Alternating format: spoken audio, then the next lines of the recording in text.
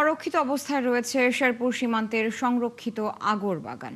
এলাকার লোকজনের দাবি, এই বনে সাধারণ মানুষের প্রবেশ নিষেধ হলেও প্রতিদিন অবাধে ঢুকছে পর্যটক। বনের মধ্যে ফেলছে পলিথিন, কেউ কেউ ঢুকছে মোটরসাইকেল নিয়ে। সংরক্ষিত বন নিয়ে কেনই উদাসীনতা, এই প্রশ্নের জবাব দিতে পারেননি কর্মকর্তারা। তবে তারা জানিয়েছেন শিগগিরই বন ও পরিবেশ রক্ষায় উদ্যোগ নেওয়া হচ্ছে। তরিকুল ইসলামের তথ্য ছবিতে প্রতিবেদন। চারদিকে প্রকৃতির অপার সৌন্দর্য, যদিও এটি কোনো পর্যটন কেন্দ্র নয়। এ দৃশ্য শেরপুরের ঝিনাইগাতি উপজেলার গারো পাহাড়ের সংরক্ষিত বনাঞ্চলের। এলাকার লোকজন বলছেন, মূল্যবান সুগন্ধি উপাদান আগর কাঠ উৎপাদনে একসময় রোপণ করা হয়েছিল এসব গাছ।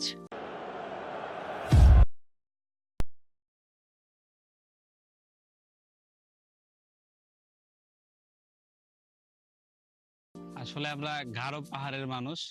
আমরা এখানে মাঝে মাঝে আসি। আমাদের এই আগর বাগানটা হচ্ছে একটা সুন্দর জায়গা। আসলে এটা একটা জাপানের ইয়ের মতো বোঝা যায়, বাইরের দেশের মতো লাগে। বাগানটা খুব সুন্দর লাগলো, ঘোরার মতো, দেখার মতো। প্রকৃতি প্রেমী যারা আছে তারা আসতেছে, অনবরত আসতেছে।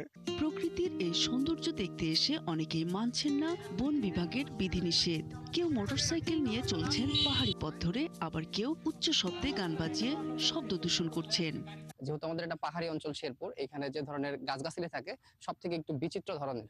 আমাদের দ্বারা যাতে কোনো পশু প্রাণী বা বন্য কোনো জিনিস যাতে আমাদের দ্বারা ক্ষয়ক্ষতি না হয়। তবে সচেতন পর্যটকরা বলছেন, বন বিভাগের আরো নজরদারি বাড়ানো দরকার। তাই আমরা সকলেই পর্যটকরা চেষ্টা করব বৃক্ষ যেন নিধন না হয়, এমন ভাবে তৈরি করে দেয় পর্যটক এসে যাতে সুন্দরভাবে ঘোরাফেরা করতে পারে এবং পশু পাখি হুমকির মুখে না পড়ে। এভাবে আসলে আমাদের এই বনটা ঠিক থাকবে না, ঝুঁকিপূর্ণ হয়ে যেতে পারে এবং আমাদের দায়িত্ব এবং বন বিভাগের দায়িত্ব এটা রক্ষণাবেক্ষণ করার দায়িত্ব।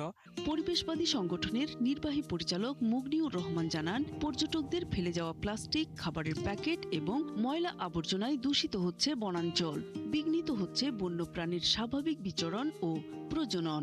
অনিয়ন্ত্রিত পর্যটক আসলে বনের পরিবেশ এবং বনের জীববৈচিত্র্যের উপর একটি সুদূর প্রসারী হুমকি স্বরূপ। তো এই জন্য বন বিভাগ সহ সংশ্লিষ্ট কর্তৃপক্ষকে অবশ্যই বিশেষ নজরদারি রাখতে হবে। দ্রুত সংরক্ষিত এই বনাঞ্চলে অনিয়ন্ত্রিত প্রবেশ বন্ধ এবং পরিবেশ রক্ষায় দরকারি ব্যবস্থা নেওয়া হচ্ছে। এখানে যে বন্যপ্রাণী আবাসস্থল আছে, বন্যপ্রাণীর তীব্র ক্ষতি সাধিত হচ্ছে।